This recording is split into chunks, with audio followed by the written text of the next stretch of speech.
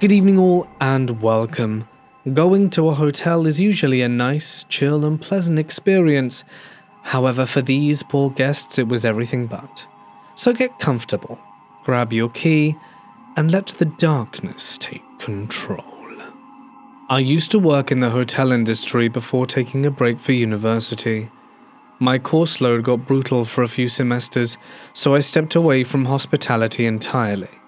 Once things eased up, I figured I'd jump back in and do some part-time work. Just Friday and Saturday night shifts at a front desk doing night audit. It was minimal hours and minimal guest interaction, so I thought it would be easy money. The hotel itself seemed normal at a glance. Modern, clean, nothing that screamed haunted at any rate. But the layout was strange. The car park sat directly above reception and the main entrance. Guests couldn't access it on their own, and if someone needed to get up there, they had to call the front desk. And one of us would physically walk through the car park to unlock a gated entrance. Only front desk staff had access, which is a detail that matters later, so remember it. I was halfway through my on-the-job training when the receptionist assigned to train me casually started sharing history about the place. Not the kind you find on a plaque in the lobby, but about the hotel's suicide problem. On his watch, there had been 3. Guests had either jumped or fallen from the upper floors, landing directly in the car park above reception. And what struck with me wasn't just the numbers, it's how he described the sound. He said when a body hit the concrete, it didn't sound like a scream or even a thud, but like a bomb going off, a deep concussive blast that shook the entire reception area for a few seconds after, rattling the desk and light fixtures like a minor earthquake. He said the first time it happened, he froze, because his brain didn't immediately understand what the noise was, only that something catastrophic had just occurred right above his head. Then he moved on. Like this was just another weird quirk of the job. And that's when he started talking about the staff experiences. Apparently, porters hated working the car park at night. They'd reported seeing shadows moving between cars, reflections in rearview mirrors that vanished when they turned around, and multiple staff members had complained about seeing people standing behind their vehicles while maneuvering them, only to find the space empty when they got out to check. The management, of course, brushed it off as stress, fatigue, and the classic, your eyes are playing tricks on you. But then he told me another story that sealed it for me. It was of a new staff member, very new, like barely into a few shifts new, and was asked by a guest to retrieve something from his car. The kid went up to the car park alone. He was only supposed to be gone for a minute or two. Instead, housekeeping staff below heard screaming. They heard footsteps pounding down the stairwell, someone slamming into the locked door that led back to the main foyer, and when they finally opened it, the guy collapsed onto the floor, sobbing and barely able to breathe. Once he calmed down enough to speak, he said while he was searching the car, he saw someone walk up and lean towards the window, peering inside as if watching him. He assumed it was another staff member, until he realized the figure didn't have a reflection in the glass. When he turned fully to look, no one was there. And that was when he ran. He refused to ever go back to the car park, and from what I was told, he didn't last long at the hotel either. By the time my training shift ended, it was already dark outside, and I stood behind the front desk, staring at the ceiling, suddenly very aware of how much concrete sat above me. I kept thinking about the little bomb sound, about a shadow between parked cars, and something standing just outside your window watching you. I thanked the receptionist for his time, and never came back for my second shift. The Croc-Patterson Mansion in Denver has always been one of those places you can't avoid hearing about if you lived anywhere near it.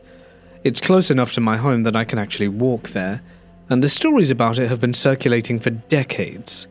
So people have claimed guard dogs were so terrified inside the house that they supposedly jumped from the upper turret window. There are rumors about a stillborn baby buried somewhere in the basement. Neighbors swear they've seen lights drifting from room to room, when no one should have been inside. Paranormal investigators have collected evidence, like shadowy shapes caught in mirrors and EVPs that are disturbingly clear. The mansion has now been restored and has been turned into a bed and breakfast. They even run ghost tours, which makes sense when you have a reputation like that. As for me, I've always been in the middle ground when it came to ghosts. I don't fully believe, but I don't fully disbelieve either. I love the stories and the atmosphere, and I've stayed in most haunted hotel rooms in multiple cities and slept better than I do at home. I've done haunted tours in places like San Diego, Savannah, Charleston, Key West, Portland, Seattle, and New Orleans, and I've always treated it like entertainment, even when the guide starts telling a super dramatic and interesting story. I've even been invited to join actual paranormal investigations in New Orleans, where the investigators had all this high-tech equipment, and I ended up holding a cheap copper dowsing rod, feeling like I'd show up to a war with a butter knife. Most of what they considered proof could have been explained away, but I keep my mouth shut. No one likes the spoil sport. That's why it felt so strange when one single night in Denver, I managed to break "this is my usual, this is fun" mindset.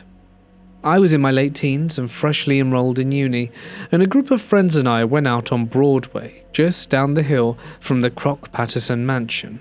We had dinner, we hit the clubs with fake IDs, and pushed it into the after hours, and eventually ended up in a coffee house close to 3 a.m. When it was finally time to head home, I decided to walk back to my place, a condo overlooking Cheeseman Park.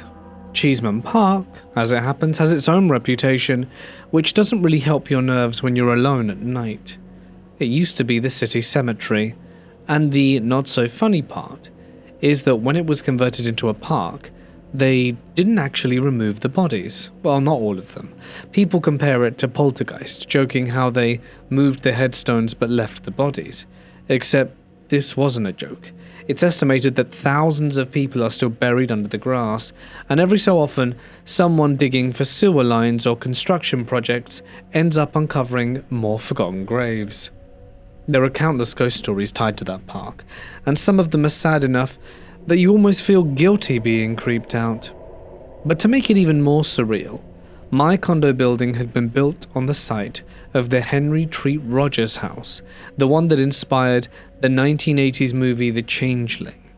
That was my all-time favorite haunted house film, so I was living in a place with an already spooky backstory, even if I didn't take it seriously. But none of that was what stuck with me. On the walk home, we ended up passing the Crock-Patterson mansion, and it was abandoned at the time. Through the years, it has been everything from a private residence to a boarding house, a seedy apartment building, a squatter spot, a drug den, and whatever else people could force it to be when it wasn't being cared for. That night, it just sat there in the dark, empty and looming. We drifted closer, whispering and laughing, peering into the windows, trying doors and circling like we were looking for a way inside. We were more worried about someone calling the cops than we were about anything supernatural happening. We were still doing that stupid teenage thing where someone jump scares another person and then pretends it was hilarious, even when the laughter is a bit forced. Then we reached one of the windows, the second one to the right of the arched front door, and something happened. I leaned in to look through the glass, expecting to see nothing but darkness and perhaps abandoned furniture. But instead I saw what looked like a shadow move fast across the interior, cutting through the room in a way that made my eyes lock onto it automatically. The first thought I had was that it was probably my own shadow reflecting back to me, some stupid optical trick caused by the street behind us. But the problem was what came after.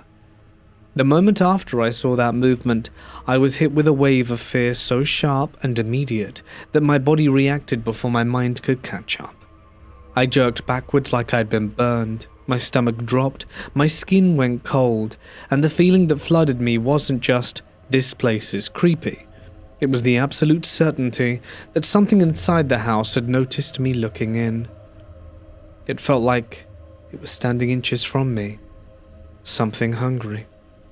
I didn't see a face, I didn't hear a sound, and nothing physically grabbed me, but it felt like there was something on the other side of the glass staring straight back that was neither curious nor playful, but hostile.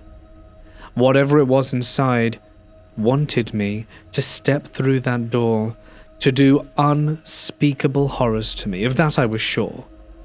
I've never been religious, and I don't walk around believing in demons, but the word that sprang to mind was evil. I stepped away, breathing too fast, trying not to let anyone see just how freaked out I was.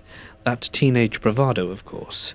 And out in the courtyard, one of their girlfriends started crying. Not in a funny way, but like her body had shifted into panic mode against her will. When minutes earlier, she'd been part of the group having fun like the rest of us. She was shaking and sobbing, insisting that we needed to leave right now. Her boyfriend half dragged her across the street, and a few others followed, suddenly dumb with the whole joke. They tried to play it off, of course, saying, "I'm not scared, but screw this place." We crossed the street too.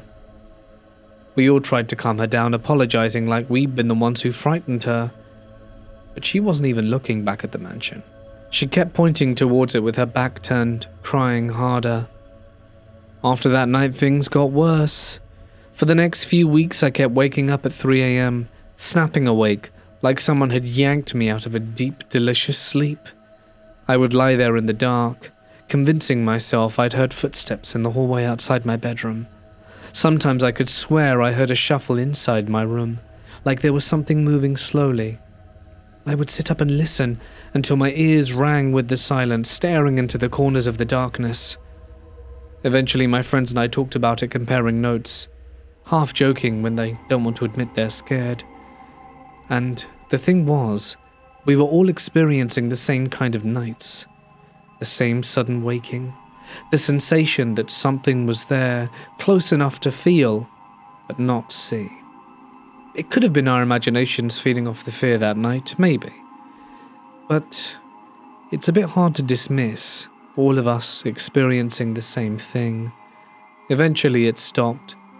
But years now, whenever I walk past the mansion, it still makes my skin crawl. Like I said, I always thought the stories might have been exaggerated, and the ghost tours just be for business. But there might be something to it.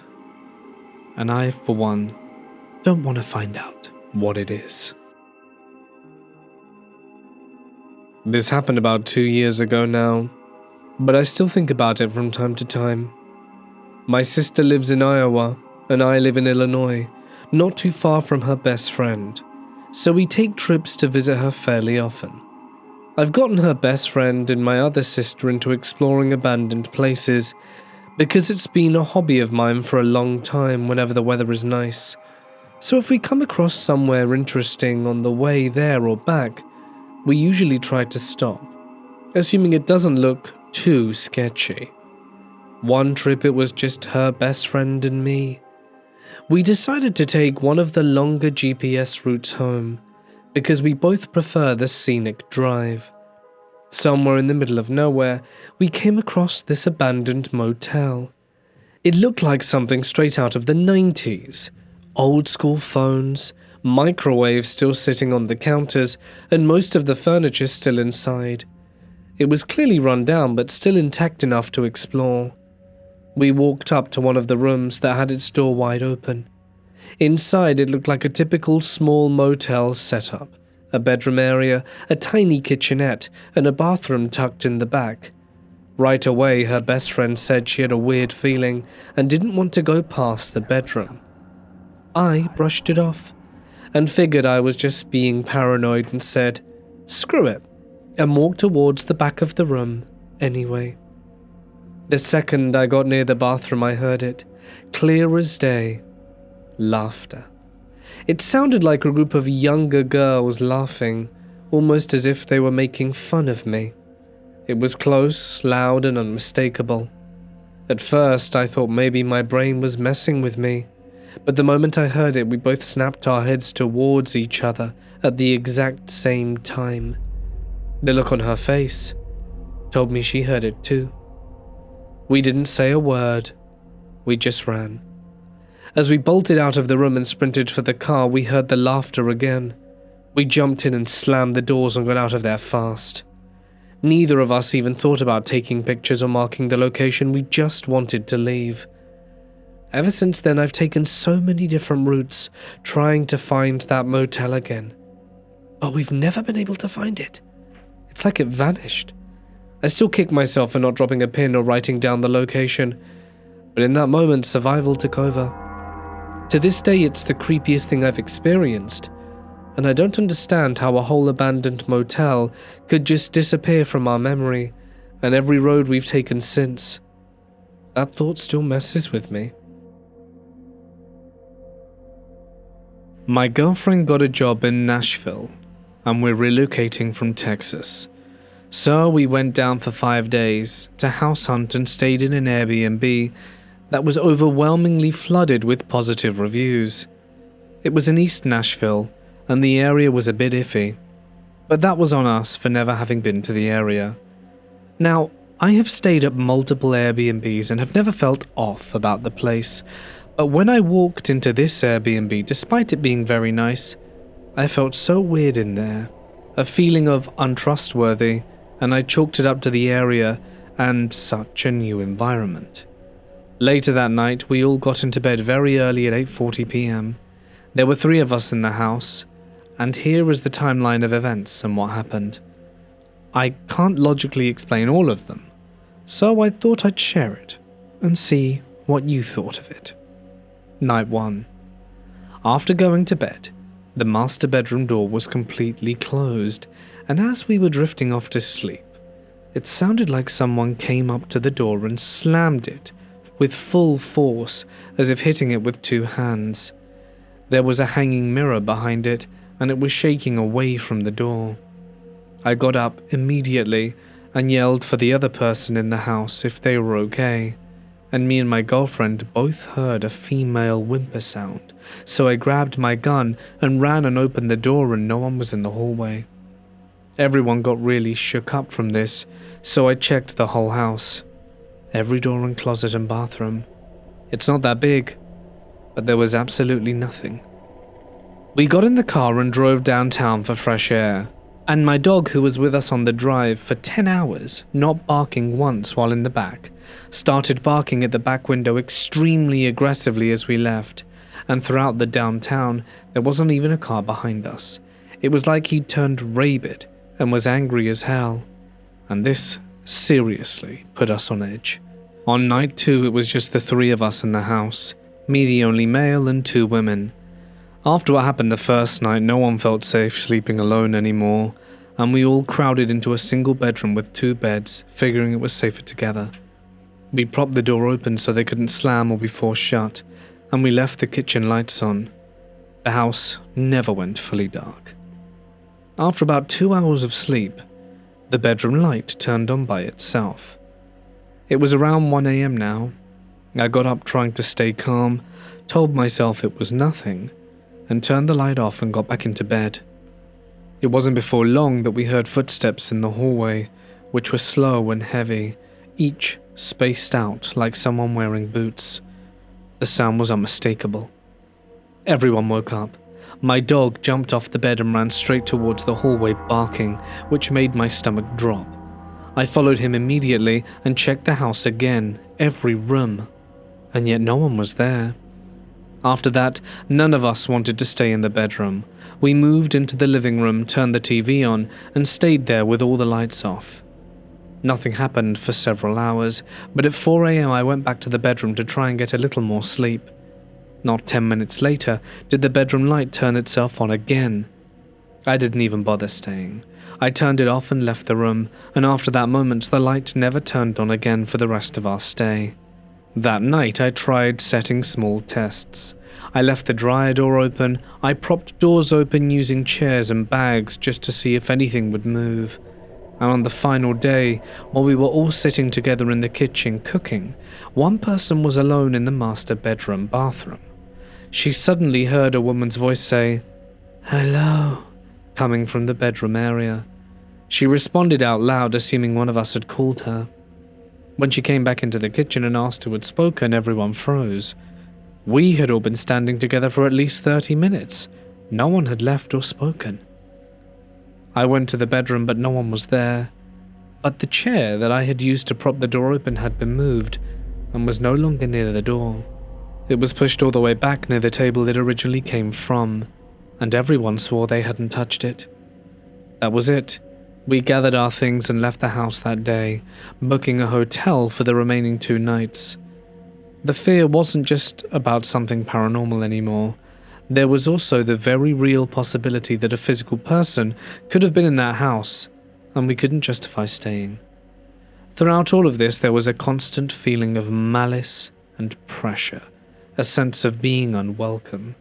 Maybe it was psychological, maybe our minds were filling the gaps, but too many things happened in a 3-day span for it to feel like a coincidence, like something straight out of a haunted house movie, and that made it worse.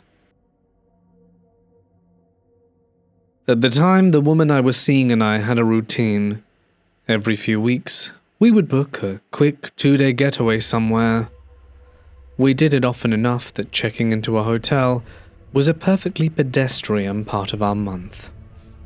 In 2021, we selected Long Island as our destination, mostly because I wanted to be close to my favorite beach, Mesquite Beach.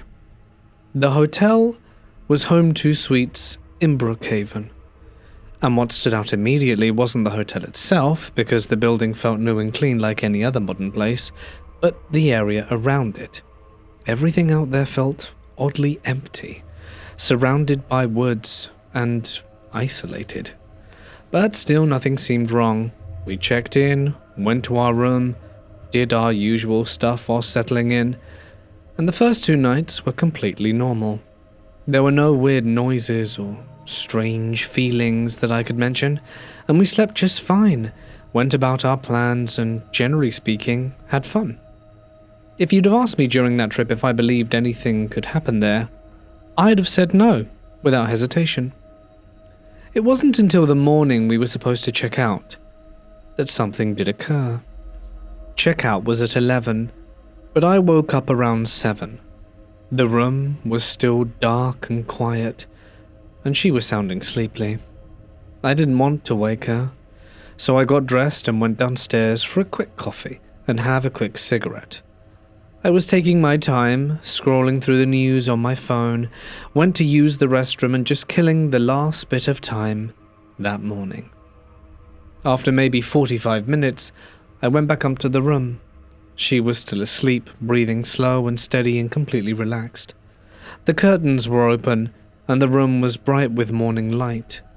The clean hotel daylight made everything feel normal and ordinary, and I remember that detail clearly because it's important. Nothing about the room looked dark, creepy, or ominous. I was wearing comfortable shorts and laid down on the bed next to her carefully so that I wouldn't shake the mattress too much. My eyes were open. Bear in mind I had been awake for a while, and I was literally settling in and picking up my phone when it happened. I felt something scratch my left leg. Not a quick flick, not a brush or a random itch, but 5 fingers dragging slowly down my skin, starting just below the knee and moving all the way towards my foot. The pressure was steady and deliberate, slow enough that my brain had time to register every moment of it. It wasn't violent, but it wasn't light either. It was firm, like an actual hand doing it. The strangest part was how controlled it felt, like it was done on purpose, like a specific place from one point to another. It wasn't a jolt that made me kick. It was slow enough that I actually turned my head to look down towards my feet while it was still happening, like some part of me expected to see a hand there. But of course, when I looked, there was nothing. I didn't want to react loudly or jump because she was still right beside me, sleeping. I didn't want to scare her awake in a hotel room with no explanation, so I forced myself to stay calm. I sat there, looking around the room, trying to make sense of what I had felt. I wasn't drunk, I hadn't smoked weed or taken anything. Over the entire trip, we'd had maybe 2 cups of wine between us, and that was it. We'd been in a good mood the whole time. But I knew what I felt. For the next hour, until it was time to check out, I stayed quiet and kept my composure. But I didn't relax again. I just waited it out, watched the time, and focused on getting out of that room without making it a bigger moment than it already was. After we checked out, my girlfriend left in her own car, and I went back into the lobby. The front desk had 2 employees there, and I told them what happened. I didn't even try to dramatize it, because I wanted to see their reaction. I just explained I felt something scratch my leg in the room. Both of them immediately started saying they'd heard similar stories from other guests. If they'd have laughed it off or looked confused, or acted like I was the first person to ever mention that, I could have brushed it off easier. But they did not. They said it was familiar, like something they'd heard plenty of times. I didn't argue, I just left. What made it stranger still happened 2 months after. I drove out to Long Island alone, went to Messock Beach again, and stayed until later in the evening. Around 9, I started heading home, and realizing I wanted coffee and a bathroom break, I took the first exit without thinking too much of it, and somehow it took me right back to the same area. I walked in, used the bathroom, grabbed a coffee at the desk, and couldn't help myself and decided I'd mention it again just to see what would happen. This time there were 2 completely different employees working the front desk, and I told them the same thing. Without hesitation, they also said it was common. They told me other people had reported things too, and at that point, I wasn't trying to prove anything to anyone. I just wanted to leave, and leave I did. And that's my story. Make of it what you will. Last September, my sister-in-law booked us a room at the Marianne Kissad Hotel near Burnham Park. She wanted us to experience the classic side of Baggio. I knew from a quick search that this hotel was old, but I didn't expect it to feel creepy the moment we stepped inside. The hallways were narrow and dimly lit, leading to our room on the 3rd floor. When we entered, I immediately noticed how outdated everything was. The room was dark and silent, and the wooden floors creaked with every step. Even the building's exterior looked untouched by time. There were 3 beds facing the bathroom, and a large window overlooking Burnham Park. Outside, the sky was already gloomy with Typhoon Ompong approaching. We set our bags down and I went straight to the bathroom. As soon as I locked the door, I felt a sharp sting. There was a deep cut on my finger, enough to draw blood, yet not a single drop touched the floor. I stared at my hands in disbelief. I had never injured myself on a door lock before, and for it to happen immediately after arriving didn't feel accidental at all. When I came out, I told my husband and sister-in-law about it and started unpacking. As I dialed the code on my suitcase, it refused to open. I had never changed the combination. I tried again and again, but the lock stayed dead. I ended up forcing the zipper just open. Half joking but serious, I said out loud, "Friends, don't play with us, we've just arrived." My husband brushed it off as a coincidence. That night, we slept with the lights on at my sister-in-law's insistence. I covered my eyes with a towel because I prefer total darkness. My husband, who was sensitive, and what we call third eye gifted, slept in the middle bed. Nothing overtly happened that night, but we all felt watched. The next morning I took a shower. I noticed a bright red stain on the floor. At first I thought it was paint. Then I remembered the cut on my finger. Could it be blood? I was sure I hadn't spilled any. I brushed it off and continued showering. While washing my hair with my back turned, the faucet handle creaked and turned on by itself, and water began running. But I hadn't touched it. I froze and tried to reason with myself. Maybe I bumped it, but I felt a presence. In my head I kept repeating, "Don't acknowledge it." We spent the rest of the day happily exploring Baggio and returned to the hotel around 10 p.m. ready to sleep. But at 2:30 a.m., I woke up to something I can only describe as unholy. Someone was crying. The sound came from the other room and vibrated faintly throughout my pillow. My body went rigid. I knew no one was staying next door. I looked around. My sister-in-law was asleep, but my husband was awake. He'd heard it too. "Are you hearing it?" he whispered. "Yes," I said. I tried to stay logical. "Perhaps someone's snoring." Then he said quietly, "I can feel it touching my arms and legs." I went numb with fear. He tapped the overhead board, revealing how thin the walls were, but the crying didn't stop. It went on for minutes until exhaustion finally pulled me back to sleep. The next day we left for Manila. None of us spoke about what happened, as if saying it aloud might bring something with us. At my sister-in-law's condo that night, we finally spoke. They admitted they'd felt watched too, especially in the bathroom. My sister-in-law said someone whispered to her while she bathed. Then my husband told us what he'd kept to himself. From the moment we entered the hotel, he sensed something malevolent in the hallways, something that couldn't cross into our room. But on the night of the crying, he felt her. The dark figure of a woman standing at the foot of the bed. Perhaps she was the one we heard. Before we checked out, I used the bathroom one last time.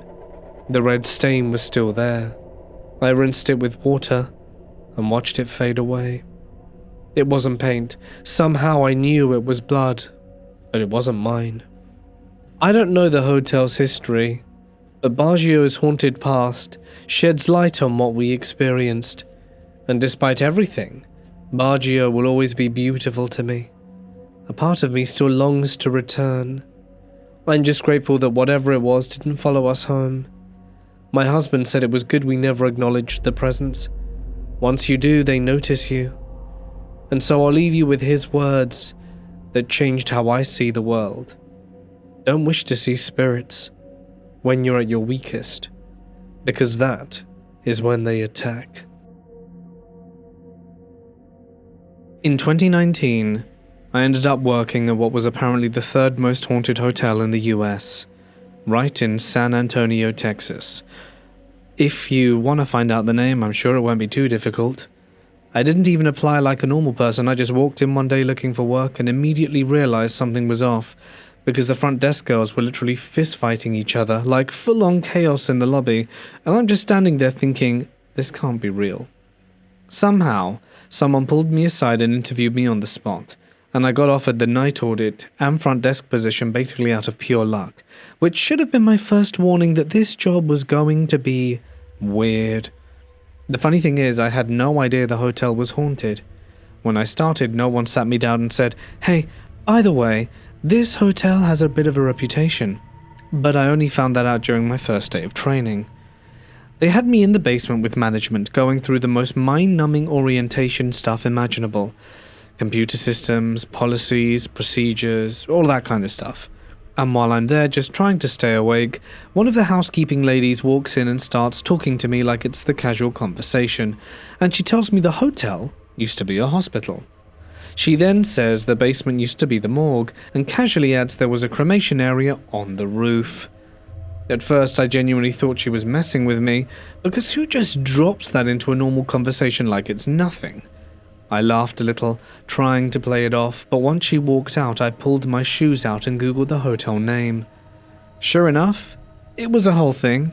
Articles, stories, people talking about it like it was a known haunted landmark, and I just sat there staring at the screen, feeling a delayed jolt of panic, because suddenly the basement felt a lot less boring and a lot more, you're sitting where dead people used to be stored. But I tried to tell myself I wasn't going to be one of those people who let the creepy past mess with their heads. But near the end of my training week, I started noticing things, not big things or movie-style stuff, but just small flashes that caught my attention. For example, I'd be walking down a hallway and I'd swear I saw something shadowy peeking at around a corner. Every time I turned my head to look straight at it, there'd be nothing there but empty space, like I'd only imagined it. It was always in my peripheral vision, and by the time I'd try and focus on it, it would be gone. I told myself it was just my brain being stupid, because people had already filled my head with the haunted hotel stories. Fear plus suggestion, am I right? That's what I kept repeating to myself, like I could logic my way out of feeling uneasy. Eventually my training ended, and it was finally time for me to work overnight shifts alone. For the first month or two, it was honestly quiet. I barely saw the shadow thing anymore, maybe once or twice at most, and it didn't really feel threatening. The hotel had guests, there were normal sounds, normal movements, and it still had that old building vibe, but nothing that made me feel like I needed to run away. And that is when COVID happened, and the hotel emptied out and everything changed. When a building like that is full of people, you don't notice how weird it is when it's quiet, but once the guests were gone, it felt like the entire hotel became nothing more than an emptied husk of what it was. Overnight shifts became dead. It would be just me at the front desk and one security guard in the entire building. Most nights we barely spoke, because there was just nothing to do and nothing happening. I started bringing my PlayStation to work and hooking it up to one of the computer screens to stay awake, because otherwise I'd be sitting there, listening to the silence for 8 hours straight. Sometimes I could have sworn I heard running coming up from behind in the hallway, fast and heavy, like they were just around the corner, and just when I'd expect to see someone, there'd be nothing, and all sound would stop. The walkie-talkies, though, were the worst part. We'd get voices coming through that didn't make sense, not full conversations, but enough that you'd stop what you were doing and stare at the radio, like a person had just spoken directly to you. The security guy would ask if I'd said something, I'd say no, and then we'd both just go quiet again. One night, a group of people came flying out the elevator, like they were running for their lives. 2 girls were crying so hard they couldn't even breathe. They were shaking and trying to talk over each other to explain. All they could get out was that they heard a voice say, "Help!" inside the elevator with them. And the thing is, they weren't drunk or trying to prank anyone. They looked genuinely frightened, like they hadn't been prepared for the fear. On another night, a lady came down the middle of the night, saying she needed to leave immediately. She was absolutely frantic, and when I asked her what was wrong, she told me her husband had been possessed. Not gonna lie, that almost made me laugh because of just how insane it sounded. But the way she said it wasn't funny. It was desperate, like she believed it completely. Still, even with everything going on, I never saw a full-body ghost. No Victorian lady or transparent hospital patient, nothing like that. But the patterns and shadows and sounds, those I couldn't explain away. One time I was in the basement break room, eating a late meal, and trying to kill some time before the next part of my shift. The basement already felt odd on a normal day, and that night, it felt worse.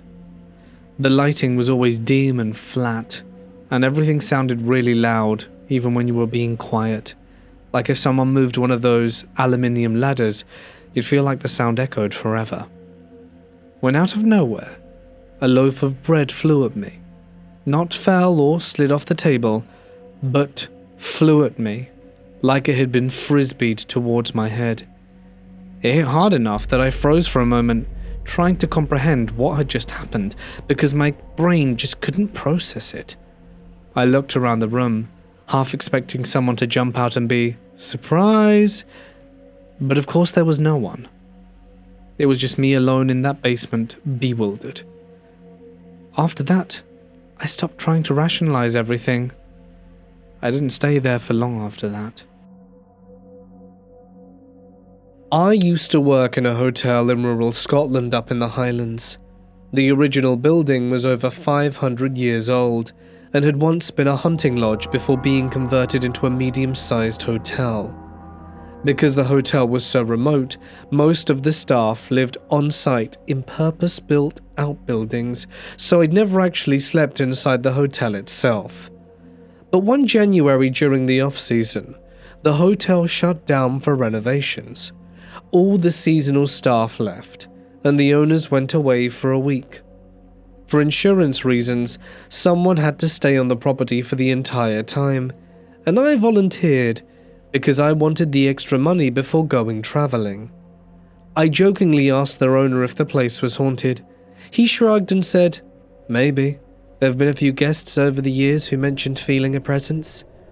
But he described it as a chill ghost and said nothing weird ever really happened. I didn't take it seriously and pretty much forgot about it. So for that week, I stayed in one of the guest rooms inside the hotel. Every morning, the builders would arrive, work all day, and leave in the evening.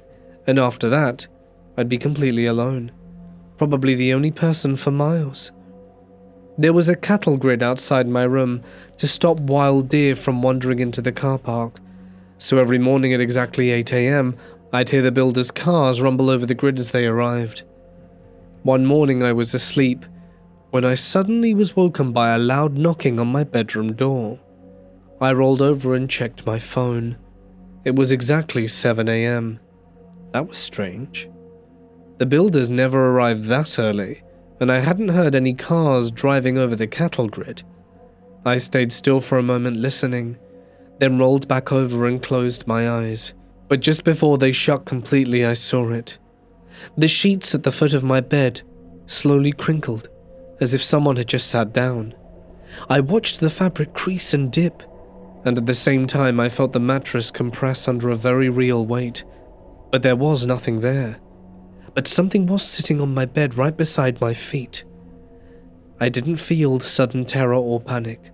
I couldn't see anything at all, but I knew instantly and clearly that whatever the guests had mentioned over the years, this was it. So I did the only thing my brain could think to do. I pretended to sleep. I stayed completely still, heart pounding, barely breathing for an entire hour. I didn't move a muscle, I didn't open my eyes. I just waited.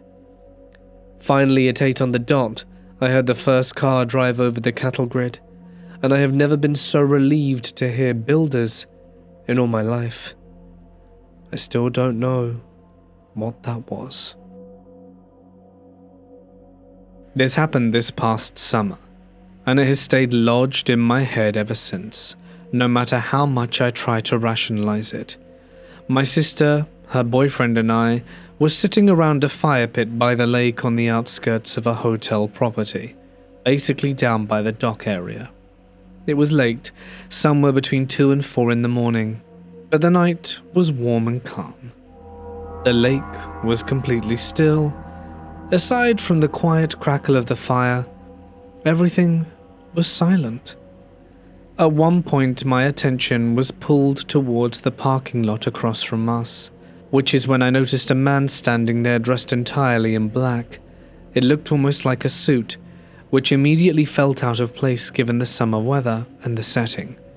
At first, I assumed he was just another hotel guest heading somewhere else on the property, so I didn't say anything, and he started walking towards us.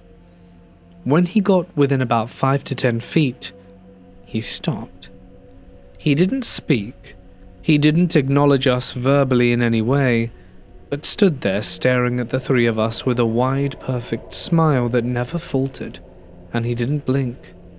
His posture was rigid, and his movements up until that point had felt bizarre, like he was deliberately keeping his body excessively straight. The way he had crossed the lot was fast and smooth, as if he moved without hesitation or adjustment.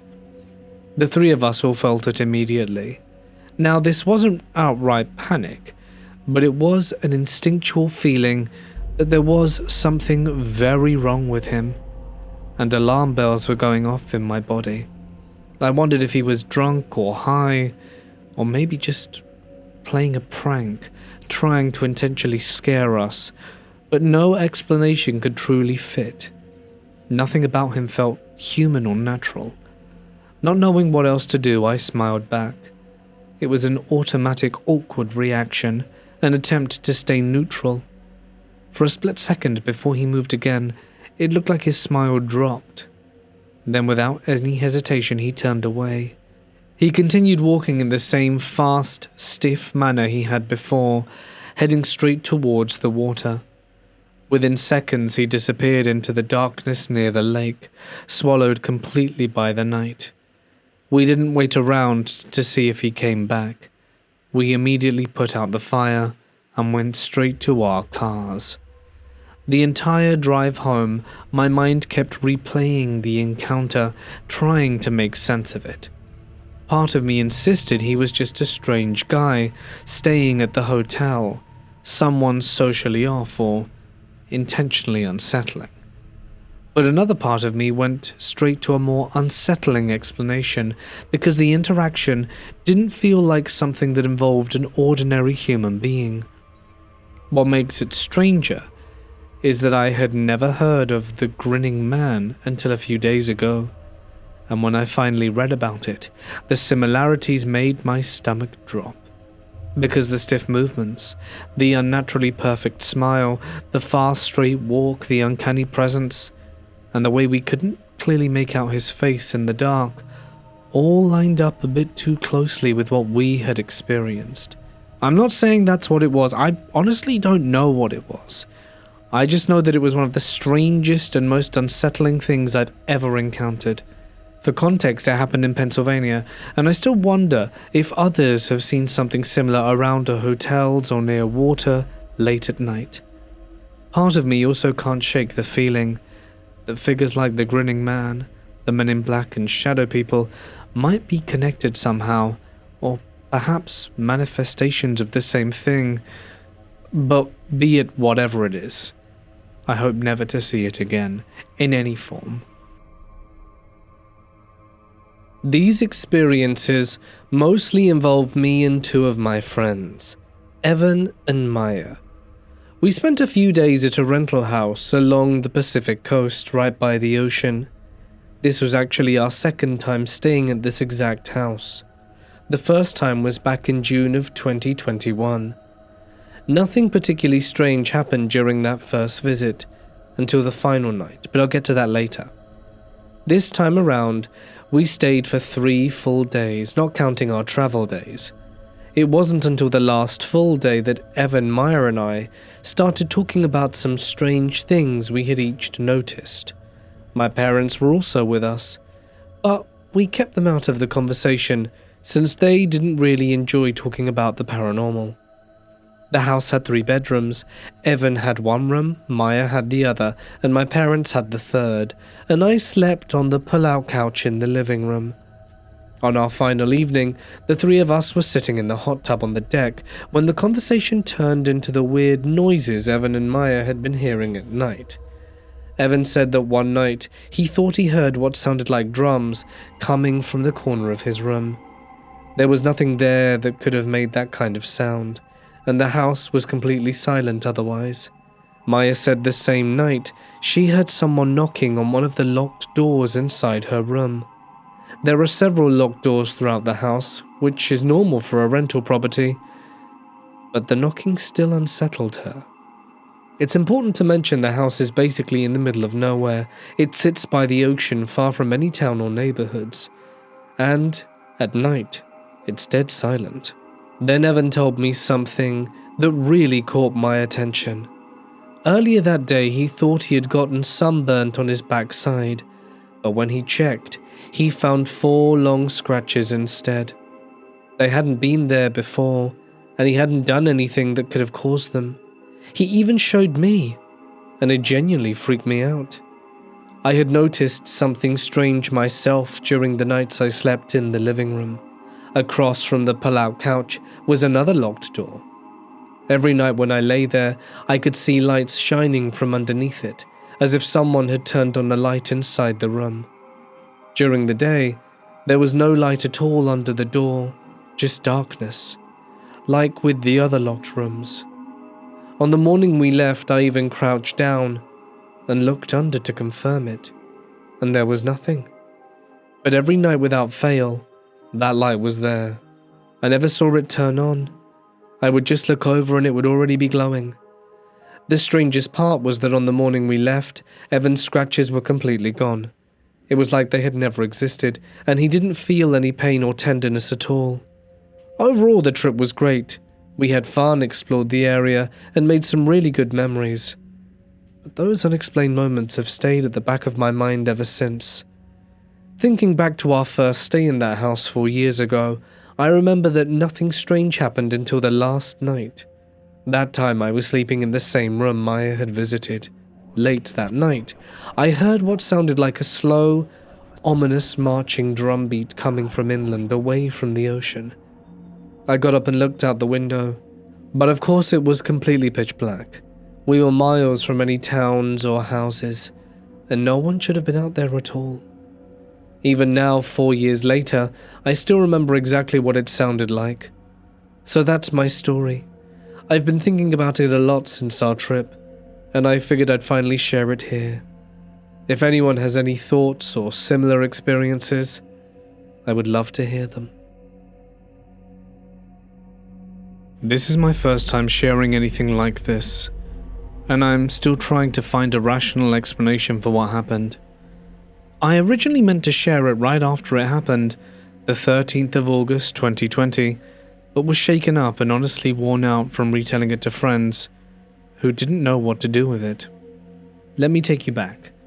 My boyfriend Jason of 22 and I of 21 took a road trip to a mountain town in northern Colorado, kinda like Estes Park. We left the night of the 12th at around 8 p.m.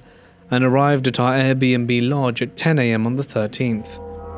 I had arranged an early check-in with the host ahead of time, moving it from 3 p.m. to 10 a.m., and he confirmed it was approved and updated. The lodge was about a 15-minute drive up into the mountains surrounded by trees and completely removed from any busy population centers. It wasn't part of any chain, and it looked family-owned.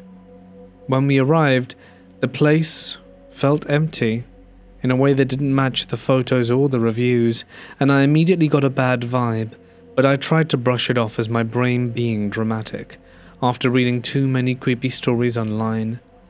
The building had 32 rooms total, 2 floors, 16 floors per room, with a small lobby in the center and long hallways stretching out symmetrically in both directions. The parking lot only had 3 cars, which didn't make much sense to me, because the listing had a lot of reviews and seemed like it was usually booked. We rang the bell, and the owner came out looking genuinely confused. When we told him we were checking in early, he said he'd never been told anything about an early check-in. Even so, he let us in, spent a solid 8 minutes going over the rules, and eventually walked us into the room. First floor corner room number 111. I'm into numerology, so I remember feeling weirdly excited about that, like it was some sort of sign. While the owner was explaining everything, I noticed a woman standing behind us a short distance away. She was wearing running clothes, and she wasn't doing or talking or anything, but watching us. I assumed she was waiting her turn to be checked in, so didn't think anything of it, and once the owner handed us 2 keys, we stepped back outside to grab our luggage. The second we walked out the front door, I saw that same woman again. She was standing right in front of the lodge, smiling at us in a sly way, like she knew something we didn't. She wasn't stretching or running, or even acted like she'd just come from outside, simply watching us walk to the car. It struck me as a bit odd, but I tried to ignore it. We grabbed our bags and headed back inside, turning right down the hallway towards our room. That's when I noticed a man on the opposite side of the lobby walking towards the front desk.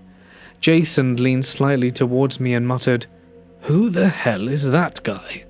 I turned to look at Jason, then looked back towards where the man should have been. But there was no one there. The lobby side was empty, the hallway was empty, and it felt like the man had just vanished between one glance to the next. Our room itself was disappointing, which almost helped at first because it gave me something normal to be irritated about. Instead of the nature views from the photos, our window looked out over the parking lot. The room was noticeably smaller than advertised and didn't have a fridge or microwave. The biggest issue though was the door. There was no deadbolt, even though there were clearly marks where one had obviously been installed before. It looked like it had been removed. There was also a second door that led onto a shared balcony overlooking the lot, and from that angle we could see our car. I apologized to Jason for picking the place, but we decided to make the best of it. We left to get groceries and explore the area, trying to reset the mood and pretend the weird feeling wasn't lingering. At the grocery store, the atmosphere felt weird again. People seemed vacant, like they were present physically but not mentally. I'm a people watcher, and what unsettled me was that every person I looked at was already staring at me. Not one of them looked away when we made eye contact. Later, when we went on a hike, we came across an old clay-built structure with what looked like the remains of a fireplace, and while we were looking at it, a man around our age approached us. He was maybe 22 with long braids and introduced himself as Evan. He told us he was from LA, traveling alone and sleeping in his car. The conversation had a strange familiarity to it, like we had met before. We chatted for about 40 minutes, and during that time he kept pressing for details about where we were staying. Jason dodged the question every time. Evan asked 3 separate times, and Jason deflected every single one without changing his tone. By the 3rd time it didn't feel polite anymore. I felt cornered and told Jason we needed to leave. When we returned to the lodge and into our room, I asked Jason if he felt anything strange about the place, but he said no, but admitted that the woman in running clothes had felt off to him too. Almost immediately after that, the door connecting to our room in the hallway started shaking violently, like someone was aggressively trying to open it with a key. Jason shouted out, "Hello?" but received no answer. He opened the door, and there was a woman standing there. She looked witch-like. She panicked and said, "I was just testing the key. I didn't know anyone was here." We accepted the explanation, but it didn't sit right with me. By then it was 3:40. We had been gone for hours. Testing keys might make sense before checking in, but not after when guests were already inside the room. Not like that. Jason asked if we should find another place to stay.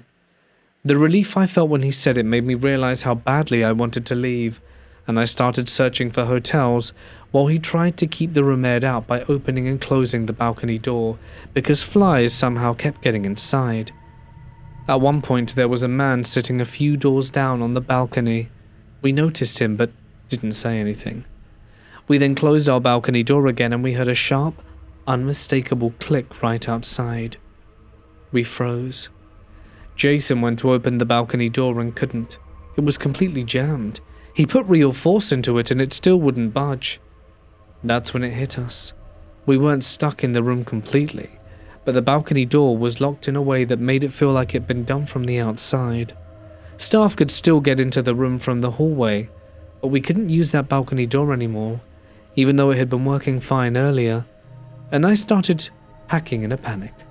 We got out through the hallway door and went straight to the car. I FaceTimed my mum, Laura, trying to explain what was happening without sounding insane. I mentioned feeling strange things before, so she was skeptical at first. Then Jason took the phone and said dead serious, "I know she said stuff like this before, but this time's different. This place isn't safe. The staff acts like they're in on something." And that changed her tone immediately. She booked us a hotel in a nearby city and told us to get back inside, pack everything and leave. Walking back towards the building felt like the most dangerous part. Behind the lodge, a man driving a bobcat machine passed us quickly. Jason said the man stared at us the entire time. I was too afraid to look. We then entered the hallway near our room. I felt a brief relief seeing it empty until a man and woman appeared at the far end and started walking towards us. We ran into the room, and I propped my phone so my mum could see while I packed faster than I ever have in my life. As Jason stepped around the bed, he stopped and said, "What the hell?" There was a rug under the bed. He lifted it, and underneath was a raised section of the floor like a panel. It looked like it could be opened, so he knocked on it. It sounded hollow. We grabbed the first load and rushed it out the stairs towards the back. Below our room was a man on a ladder, working in a garage-like space. He started walking towards us, talking, but Jason sped up, and I ran to the car and refused to go back inside. Jason went back for the second load while my mum stayed on FaceTime propped inside the room. Later, she told me she saw people pass by who looked scary, though she couldn't explain exactly how or why. Jason got back in the car and told me he'd left his key behind. Then he realized his keys were still in the purse, and I begged him to be careful and return it. He came back a minute later saying he had to leave it in the doorknob because the door was already locked. We didn't say anything to the staff, and I felt guilty about that, but not guilty enough to go back inside and risk being trapped in another conversation or another locked door or something worse. It was one of the most scariest experiences of my life. I still don't know what to make of it fully. Hey guys, it's Mort here, and thank you so much for listening. I hope you have enjoyed tonight's haunted hotel stories. If of course you did, you can let me know down below. I will be back on Saturday with another video for you all, and I hope to see you there. I'd like to extend one final thank you to my members and patrons whose names can be seen on screen, and they get a bunch of extra stuff for being members and patrons. So if you'd like some cool extra stuff, feel free to check out the link in the description. But that's it from me. Stay awesome, and I'll see you in the next one. Good night.